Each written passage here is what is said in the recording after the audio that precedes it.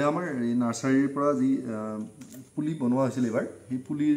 আমি নিজেও কিছু খেতি কৰা গৈছিলে এই খেতিৰ ইয়া ফল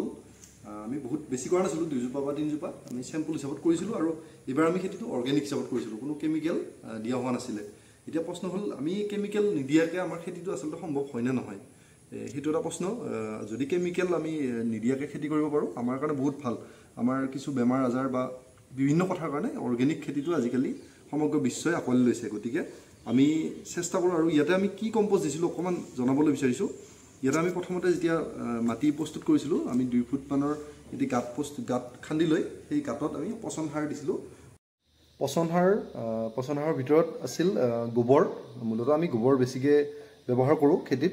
আৰু যদি আপোনাৰ ঘৰত গোবৰ কমকৈ আছে তেনেহলে আপুনি কেঁচু সাৰ ব্যৱহাৰ কৰিব পাৰে নাইট্ৰজেনৰ মূল সোৰ্স হিচাপে আমি গোবৰ বা কেঁচু সাৰ ব্যৱহাৰ কৰা যায় তাৰ উপৰিও আমি এই খেতিডৰাত আমি মূলত বন মিল আৰু নিমখলি এই দুটা কম্পোষ্ট আমি প্ৰায় ব্যৱহাৰ কৰো এই দুটা কম্পোষ্টৰ ভিতৰত বন মিলটোৰ কাৰণে মূলত ফুল আৰু ফল এই দুটা বস্তু অলপ বেছি হয় বন মিলটো ব্যৱহাৰ কৰিলে বন মিলত ফসফৰাছ থাকে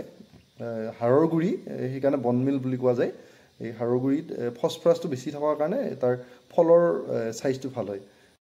আমি জৈৱিকভাৱে কৰা খেতিটো প্ৰডাকশনৰ ক্ষেত্ৰত কিন্তু কোনো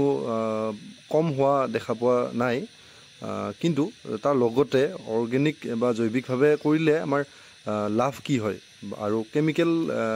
হিচাপত মানে যেটো কেমিক্যাল ফাৰ্টিলাইজাৰ ইউজ কৰিলে আমাৰ কি লোকসান হয় তাৰ বিষয়ে কিছু আলোচনা কৰিব পাৰি নেক্সট পৰৱৰ্তী ভিডিঅ'ত আমি তেনেকুৱা ধৰণৰ আলোচনা কৰিবলৈ চেষ্টা কৰিম গতিকে আজিৰ ভিডিঅ'টো আমি ইমানতেই শেষ কৰিলো ভিডিঅ'টো যদি ভাল লাগে লাইক কৰি দিব ধন্যবাদ